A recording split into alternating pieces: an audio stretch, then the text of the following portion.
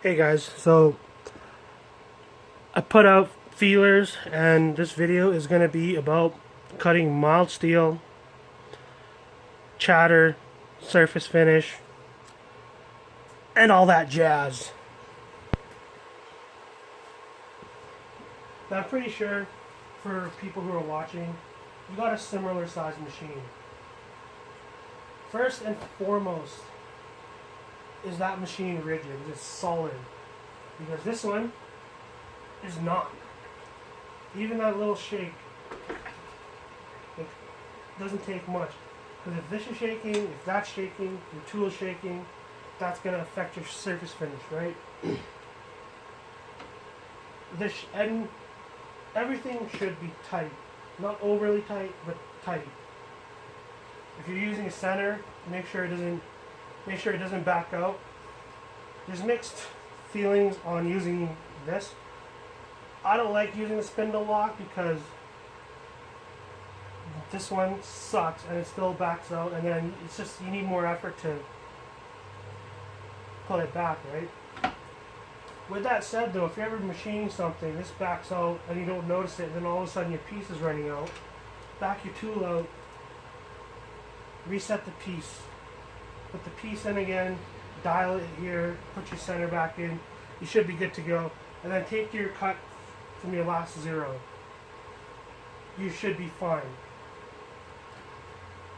But, okay, so yeah, main thing is your machine rigidity, everything's tight, your tool's tight, your workpiece is tight, tailstock's tight, this is tight. There's a nut usually on the bottom here. If you have to move this plate more than, I don't know, let's say 45 degrees, or yeah, 45 degrees, or if it comes all the way to here, just readjust that nut, and then it'll be nice and tight. It won't move. And backlash is another big thing.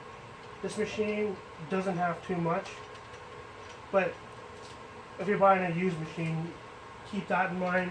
You can adjust it. You can adjust the gibs here, turning it in and out. There's a set screw here to lock it in place and blah blah blah. And that basically covers this fucking shit. Another way to test it is how much play it has this way. And another thing I see too is lots of people, they'll cock this out and they're just OD turning close to the truck, and you have it like this, and I don't understand why. Maybe it's a comfort thing, they think it looks cool, but like when you're turning OD, like first off, if this isn't tight, like I always keep mine tight, because if I'm turning OD, I'm like this. The reason why is I obviously have no digital readout, right? So if I'm doing the shoulder length, put some blue on it, scribe a line, come 30, 40 thou close to it, measure it, and then I'll move this in and then face it off. Face it to the zero. You know what I mean? Whereas when you're like this, like, only reason I'm ever like at 40, I'll always be at 45, only when I'm boring. Only when I'm boring, because I can bore, I can come past this, cut the outside 45, come back, cut the inside 45, right? Jumpers. And other than that, like I don't understand why it's like people will turn OD with this like that. I don't know. And if I'm doing straight turning, I just use a 45-degree tool, right? Just use a 45-degree tool, boom. Rather than spinning this, blah, blah, blah. And that, I think, covers chatter issues regarding the machine and setup. Now, building upon that, the next most important thing is, let me tighten this. Next important thing is tool height and your tool nose radius. Most important thing, the quickest way I set up on center is I just stick the tool in and I hold it down with my thumb, rotate it, and then I try to see, I always use a tailstock center. Some people use rulers, just for me that's the quickest way, is use the tailstock center. And then nose radiuses. Nose radiuses have, I don't even remember what the greatest effects are, but big nose radius, higher feed rates, smaller nose radius, finer finish, finer feed rates, higher RPM. Generally, you want to use a big nose radius when you're roughing, and then a tighter one when you're finishing something. But in the real world, unless they're asking for a 1/16 radius, or unless they picky about their corner fillet, I'm just using this 32 thou for most things.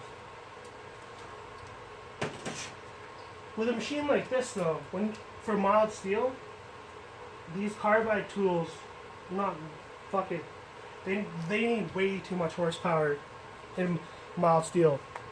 Like, whether it's 2-inch diameter or 1-inch diameter, my minimum RPM at work when I do mild steel is 1350 RPM. And that's like the second fastest speed on my machine at work. This one goes to 1100. And yeah, maybe with a 1/16 radius, I can get a good finish out of mild steel. But then I can't take depth of cut and RPM are the two main reasons or factors for getting a good finish in mild steel, like 1018 cold roll, which is what I'm assuming everybody has an issue with, because everybody has an issue with it. But the way, like, even like CNC, man, I talk to anybody who's running a fucking turning center, they're probably turning around like 2,000, 2,500 RPM, if not more, using proper carbide inserts and everything. But for these small machines, I think high-speed steel tooling, sharp radiuses, and fuck with your feed rates. And the best way to get a good surface finish out of mild steel is, high-speed steel, sharp nose radius, cutting oil, and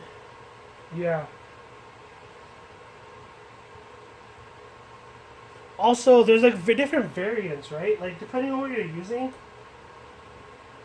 I would rather make.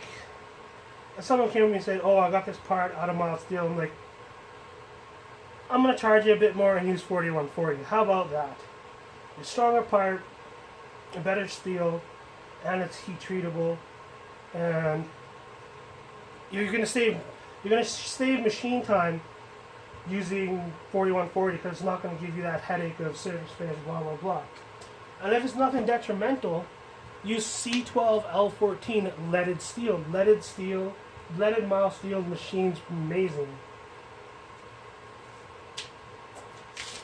I don't have any mild steel because I don't like using it. I try to avoid it unless I'm at work and I have to make something out of mild steel.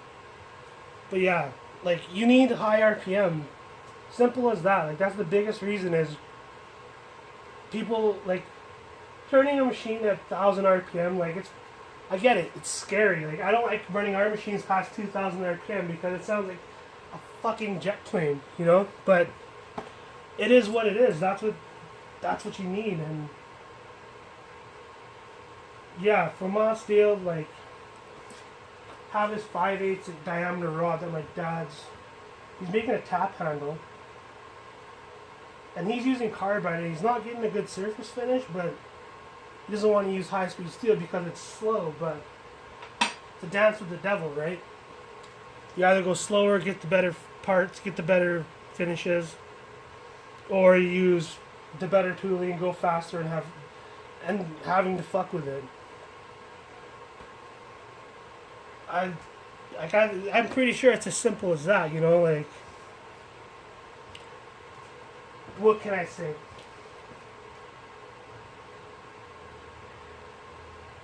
Oh, I just came back before I started making this video to the corner store, and I saw this German Shepherd just like stalk onto the street right in front of me. Didn't even care I'm driving my fucking car. And then next thing I know, he bolts it and he freaking grabs a squirrel, and then he fucking killed a squirrel in front of my face, man. It was awesome.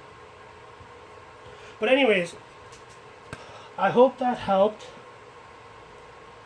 Because basically, yeah, man, high-speed steel, sharp cutting tool, use cutting oil, not coolant. And learn, like, grinding high-speed steel tools is like if you can do that, like, you start grinding the high-speed cutting tools to like make stuff work. Like, you're gonna learn a lot for yourself as well. And yeah, there's charts and everything. Having a bench grinder helps.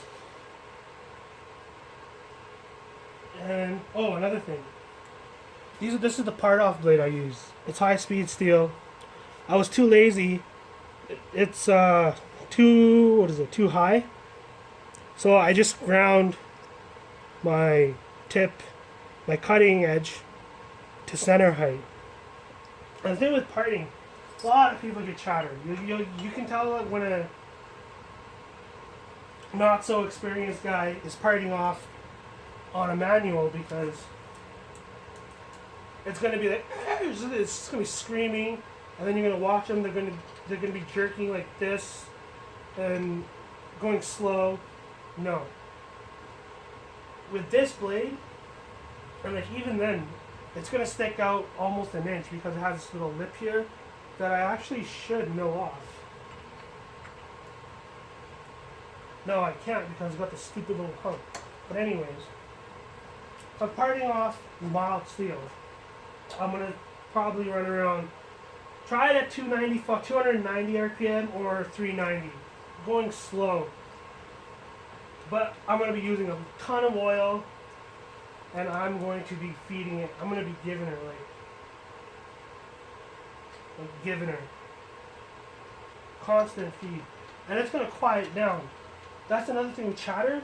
If your cut's not big enough or deep enough, and you're going along, like if this is your tool nose radius, right, and this is the surface, this is the workpiece, and say it's 3/32 radius, right? If I'm only taking a 5/1000 cut, fine feed rate, high RPM, what's actually happening, or gonna happen, is the tool's gonna start bouncing off the workpiece, and that's what your chatter is when you don't take too big of a cut. So if you are gonna take a fine cut, that's where you're close to sharp as possible. On like 10th or less, what I would do is grind the tool sharp, take a honing stone, and just knock it so it's not like razor sharp. And that, with high RPM, fine feed, oil, should give you a decent finish. Because it's going to be sharp. Like, you want a keen edge with mild steel, not carbide is blunt. Like, you can probably get away with it if you have brazed carbide tooling. Like, yeah. If you ground this sharp, like, I bunged this up. It's not even straight anymore, but even something like this, I'd give it a little bit more clearance this way. The end, everything's good, but you grind that sharp and just take a stone to that, you should be able to cut mild steel pretty decently. Like even this 45, right? It looks sharp, but it's not sharp at all, right? It's kind of sharp, but high speed, you're gonna hold that edge longer.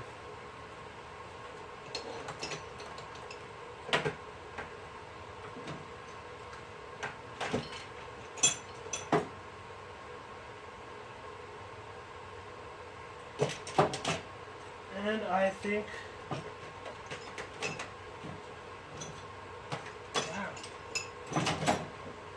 that's about it. Unless I don't think I did the cutting speed formula. Cutting speed, when you're doing mild steel, using high speed steel tooling, this will come in handy if you're drilling holes and stuff. So 100, that's a good ballpark number to use for mild steel. Multiply that by 4, and then you divide it by the diameter, if you're turning, by the diameter of your work. Or if you're drilling, diameter of the drill, if an end mill, diameter of the end mill. So basically, if it's turning, diameter of work. If you're milling, diameter of your cutter. This should help you out as well. And for feed rates, just measure your nose radius and go about 1/3 of that. Or something like that, because your nose radius is what gives you your surface finish, right? So if this is 3/32, and I'm running a 3/32 feed rate, every revolution it goes around, it's moving the full tool nose radius width, and then you're gonna get a shitty finish, right? Whereas if you go, I don't even know what 332. Let me get a calculator. I could just pick a number, but let's get technical.